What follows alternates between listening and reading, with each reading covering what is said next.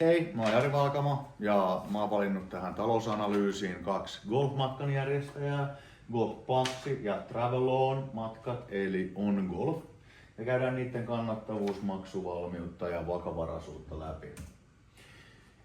Mä oon saanut tähän tilintarkastusyritys Nexialta tämmösen ST Akatemian käyttöön, minkä näitä analyysissä näitä heidän käyttämiä tunnuslukuja mä käytän.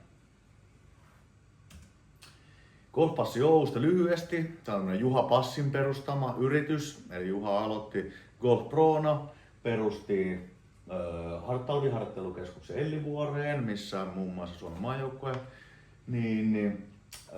vierailee usein. Ja sitä kautta syntyi idea golfmatkoista ja Golf Passi perustettiin vuonna 2009. Tässä vähän näitä kannattavuuslaskelmia. Eli liikevaihdon muutos. Liikevaihto Golf Passilla 23 oli 6 miljoonaa ja 24 oli pikkasen alle 6 miljoonaa. Vuonna 22 heillä oli 4,5 miljoonaa liikevaihtoa. Eli nythän se on tästä näkee, että se on 22 vuodesta noussut 36% ja jostain syystä nyt se on niinku pysynyt käytännössä samana tai prosentin verran laskenut liikevaihto viime vuodesta. Tähän saattaa johtua nykyinen tilanne, koska he tarjoavat tämmöisiä niinku harrastusmahdollisuuksia ja matkoja, joihin tämän hetkinen talouden tilanne ehkä välttämättä kaikille ihmisillä ei ole varaa. Liikevoittoa on tehnyt toi 1-3% nyt viimeiset 3 vuotta. Eli he on pitänyt sen maltillisena sen liikevoiton. Tämä johtuu ehkä siitä, että verotuksen syystä pidetty vähän alhaisempana. Palkat heillä on lähempänä 500 000, vaikka yrityksellä ei ole muutama henkilö töissä, eli he nostaa tosi isoa palkkaa. Ja olisiko tästä ehkä se syy, että sitä kautta se liikevoitto kanssa on pikkasen matalampi. Kateprosentti.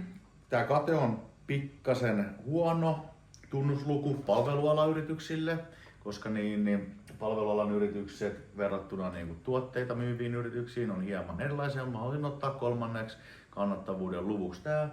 Ja heillä tosiaan 7% 23 ja 24 vuonna 9%. Tämmönen happotesti mittaa yrityksen kykyä selviytyä lyhytaikaisista veloistaan nopeasti rahaksi muutettavilla omaisuuserillään. Ja tämä tunnusluku mittaa yrityksen kassavalmiutta ja rahoituspuskurin tilaa. Tässä suositusarvo on 1 ja jos menee yli 1 eli 1,5 se on jo erinomainen.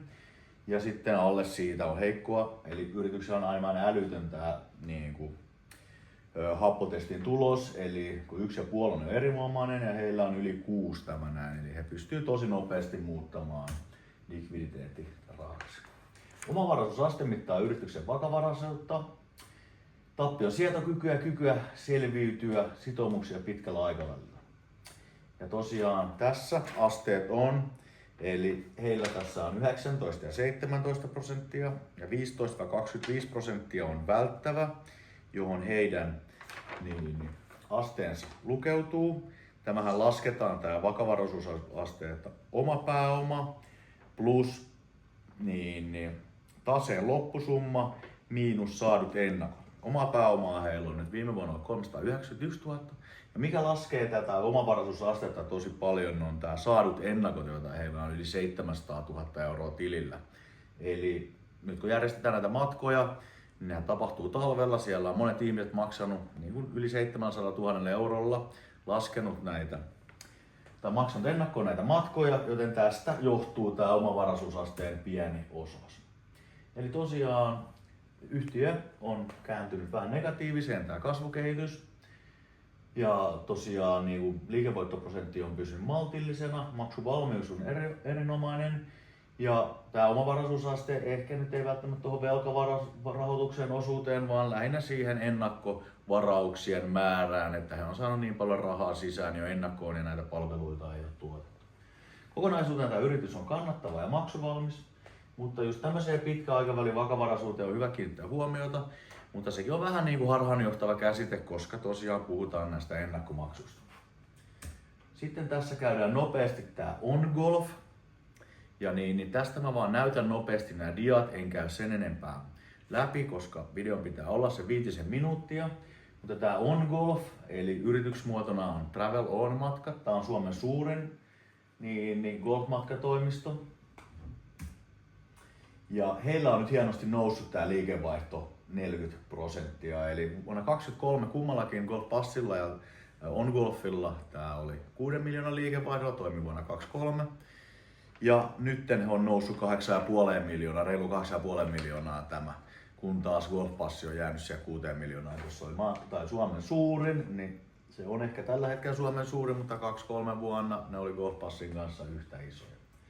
Siinä hieman näkyy myös liikevoittoa ja kateprosentteja, mitä käytiin jo läpi tuossa aikaisemmin, mitä ne tarkoittaa. Ja tässä käydään hieman tätä omavaraisuusastetta. Ihan sama asia, mikä oli tuolla On Golfilla, Golf Passilla. Eli tosiaan ne ennakkovaraukset laskee niin paljon tätä omavaraisuusastetta. Ja tästä syystä niin tämä jää alle 15% on heikko, heillä on 10-11%, että heillä sitä kautta se on heikko, mutta se on hieman harhaanjohtava prosenttiluku. Happotesti, heillä ei ole aivan yhtä mainio kuin ne mitä Golf Passilla oli, mutta kumminkin yli 2 ja yli 1,5 oli se erinomainen, eli todella hyvällä kantilla. Ja tässä näin käydään kokonaisuudessa. Yritys on kannattava ja maksuvalmis. Kiitoksia tästä ja jatketaan.